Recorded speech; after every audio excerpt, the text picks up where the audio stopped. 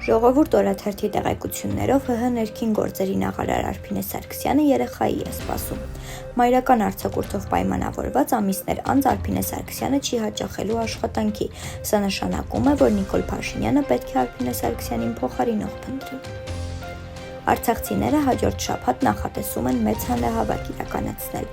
Այն ուղղված է լինելու արցախցիների վերադարձի իրավունքի ապահովմանը, Բաքվից գերիների վերադարձին, Արցախում գտնվող նյութական մշակույթի պահպանմանն ու արցախահայության սոցիալական խնդիրների լուծմանը, գրում է Ժողովուրդ օրաթերթը։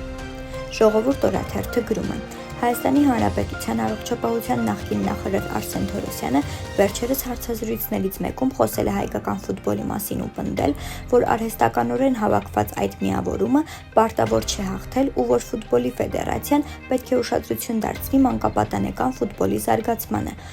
կառույցի ակադեմիաներ, մարզադաշտեր եւ այլն։ Թորոսյանի այս հարցազրույցը խիստ զայրացրել է թե ֆուտբոլային հանրությանը, թե իշխանություններին։ Օրաթերթը նաև գրում է. Մարտի 31-ին անհետ կորած զինվորների ծնողների հետ հանդիպմանը ազգային ժողով էր եկել նաև արդարադատության նախարար Սրփուհի Գալյանը, սակայն ԱԺ իրար անցումից հետո ծնողները այդպես էլ ոչ լսել են նախարարի ձայնը, ոչ էլ տեսել նիստերի դահլիճից հեռանալուց հետո նրա վերադարձը։ Հրապարակ օրաթերթը գրում է. Շաբաթ օրը Ազատության հրապարակում Արցախի քաղաքական հասարակական մի խումբ գործիչներ վերջում հրապարակի մատույցներում նկատել են Վիտալի Բալասանյանին եւ պարզաբանումներ պահանջել, թե ինչ էին բանակցում ադրբեջանցիների հետ, որ վերջում Արցախն ընկավ։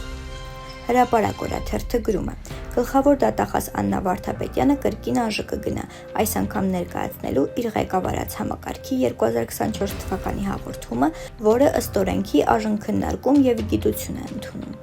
Այս եւ այլ լուրերին կարող եք ծանոթանալ օրագիր News կայքում։